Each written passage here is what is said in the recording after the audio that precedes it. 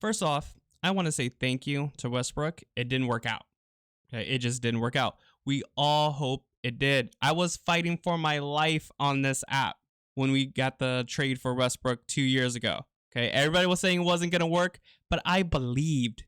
I was wrong. Truthfully, the roster built around AD, Westbrook, and LeBron, it wasn't right. They needed more three-point shooting, and honestly, health was always a concern. Now, I do want to talk about the chatter about Genie and Rob Pelinka because y'all got it confused in my opinion.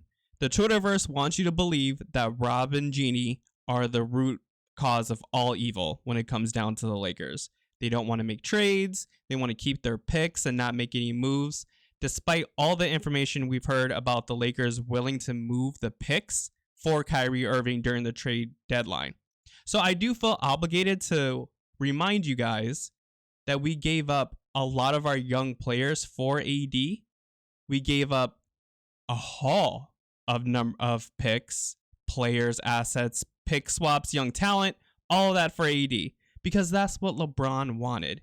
You guys love Buddy Hield for some. He's like the best Laker to never be a Laker. You guys love this man. We had a chance to get him, okay?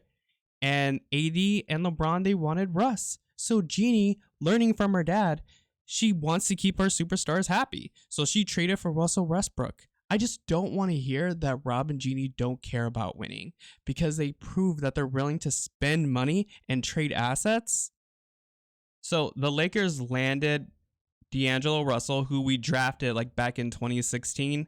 Malik Beasley, who's 7th right now in attempts made from three-pointers. So he's 7th right now in made three-pointers in the NBA. And Jared Vanderbilt, who is a power forward that can shoot and he can play defense. So let's just go over some of the positives with all these guys. They can shoot over 35% from the three-point line, right? So Malik Beasley, for his career, he shoots 38%. These guys are about to get the most open shots they've ever gotten in their careers.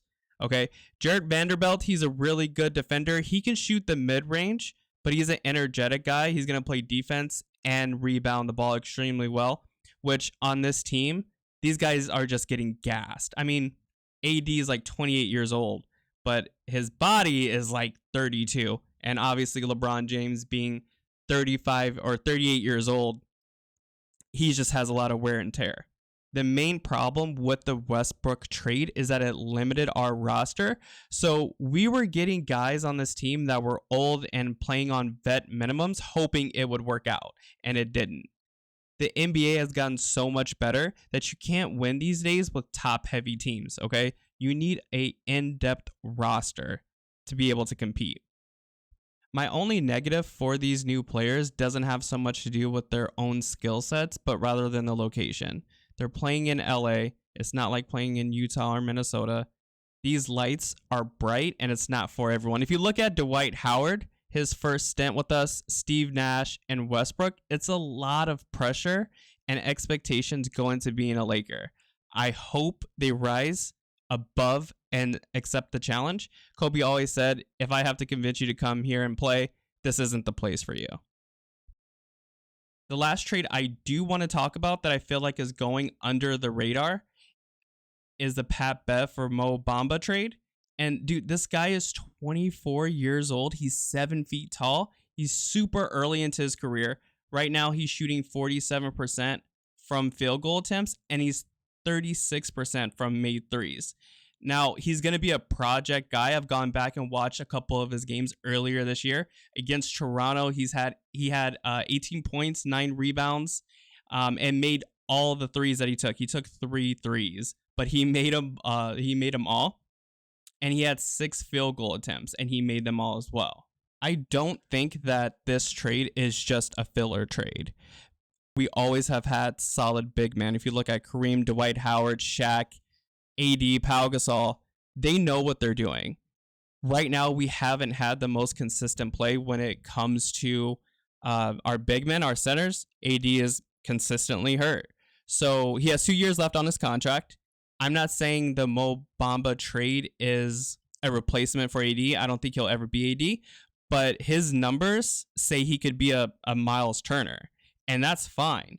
All we need him to do, he's a young guy. In 2 years, if he can be a starter and rebound the ball, be a defensive guy, catch some lobs, we'd be happy with that. Again, I don't think he's going to be a AD replacement, but I'm telling you, there's a reason why they made this deal, 100%.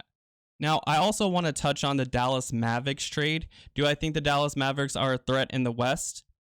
All year, the West has been open, and like 3 games separate 6th through 13th. So the NBA created the play-in for more parity in the league, and it's working because more teams feel like they have a chance to make the playoffs. So if you can just make it to the playoffs, you can just take it from there, right? In the case of the Mavs, I do feel like they have a 50-50 shot. You have to ask yourself, how motivated is Kyrie Irving to play with Luka? He didn't pick Luka as his teammate. If Kyrie Irving didn't fully send for Kevin Durant, who's his best friend according to him, what makes you think he'll give his all for a squad he didn't even pick? The Mavs with Kyrie Irving, if he does buy in, at the very least, I think they can make the second round, or maybe they can make the Western Conference. I just don't really see them beating the Phoenix Suns this time around when they have Kevin Durant. Now, Kyrie and Luka are going to get cooked defensively, okay? But again, they're so talented that it makes up, like their offense makes up for those weaknesses. You also got to give Mark Cuban credit for taking a chance. Now, if you want to give Jeannie Buss a bunch of crap because you're saying that she doesn't care about the team winning, Mark Cuban hasn't really done anything to surround Luka with pieces. So I feel like Mark Cuban put all his chips on the table for this Kyrie Irving deal to keep Luka happy. They're 2 ball-dominant players, so I don't know how it's going to work. And Luka's an intense guy, man. Like, he will get in your face. I don't know how Dr. Martin Luther Irving is going to like that. So we'll see. I think the ceiling for them is a Western Conference Finals. But even then still, if they make the Western Conference Finals, I think you'd be happy with that. Like, you could live with that. Do they re-sign him in the offseason because he is a free agent? They can offer him the most money because they have his bird rights. So they can offer him the most years and more money. I don't know if any team wants to offer Kyrie Irving 4 years, $200 million. I just don't. Now, when it comes down to D'Angelo Russell and all these new guys that we're getting, we can re-sign them and extend them during the summertime.